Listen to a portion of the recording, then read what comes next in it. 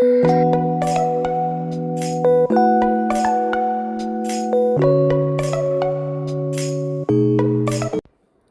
Hello welcome to my channel what next.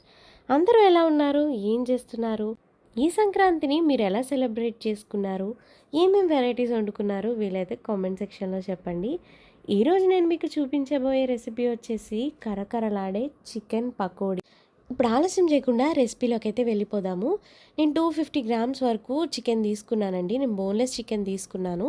దీన్ని ఇలా చిన్న ముక్కల కింద కట్ చేసుకుని అయితే దీన్ని శుభ్రంగా వాష్ చేసుకుని పసుపు వేసుకుని అయితే పెట్టేసుకున్నాను. ఇప్పుడు ఇందులోకి 1 స్పూన్ వరకు అల్లం వెల్లుల్లి పేస్ట్, తగినంత సాల్ట్ యాడ్ చేసుకుని ఇప్పుడు 1 స్పూన్ వరకు కారం యాడ్ చేసుకున్నానండి. అలానే 1 స్పూన్ గరం మసాలా కూడా యాడ్ చేసుకోండి. ఇప్పుడు నేను ఇందులోకి సన్నగా తరిగి పెట్టుకున్న కరివేపాకును కూడా యాడ్ చేసుకున్నాను.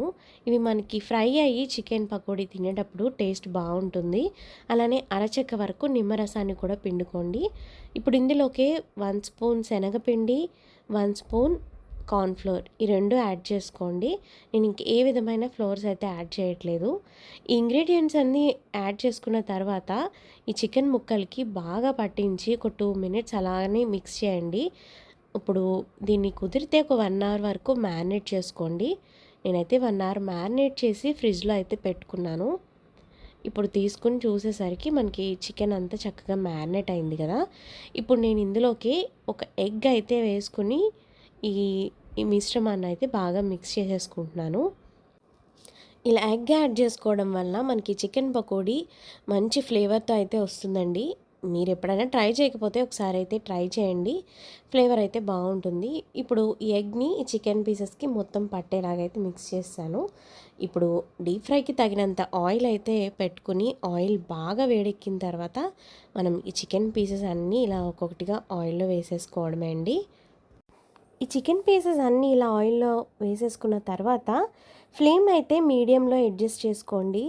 ఎందుకంటే ఇది మనకి బయట కలర్ వచ్చేస్తుంది, లోపల చికెన్ కూడా కుక్ అవ్వాలి కాబట్టి మనం ఈ ఫ్లేమ్ అనేది మీడియంలో ఉంచుకునే మనం ఈ చికెన్ పకోడీ అనేది ఫ్రై చేసుకుంటాము. చక్కగా దగ్గరే ఉంటూ చికెన్ పీసెస్ని అటు ఇటు కదుపుకుంటూ చక్కగా ఇలా ఫ్రై చేసేసుకోండి. చూసారా కలర్ ఎంత బాగా వచ్చిందో. మీరు ఫుడ్ కలర్ వేసుకుంటే కలర్ అయితే ఇంకా బ్రైట్గా వస్తుందండి. నేనైతే ఎలాంటి ఫుడ్ కలర్ కూడా యాడ్ చేయలేదు. ఇప్పుడు ఈ మిగిలిన చికెన్ పీసెస్ని కూడా మనం ఇలాగే ఫ్రై చేసేసుకుందాము. ఇప్పుడు మన చికెన్ పకోడీ అయితే రెడీ అయిపోయింది. చూడటానికి ఎంత కలర్ఫుల్గా ఉందో చూసారా. ఆయిల్ అయితే అస్సలు పీల్చుకోలేదండి.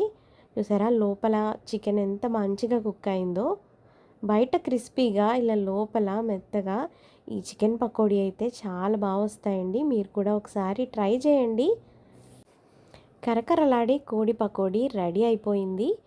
మీకు ఈ రెసిపీ నచ్చినట్టయితే మీ ఫ్రెండ్స్ అండ్ ఫ్యామిలీతో షేర్ చేయండి. వీడియో నచ్చినట్టయితే లైక్ చేసి ఛానల్ అయితే సబ్స్క్రైబ్ చేసుకోండి. ఇలాంటి మంచి మంచి వీడియోస్ కోసం ఛానల్ అయితే ఫాలో చేసేయండి. See you all in the next video.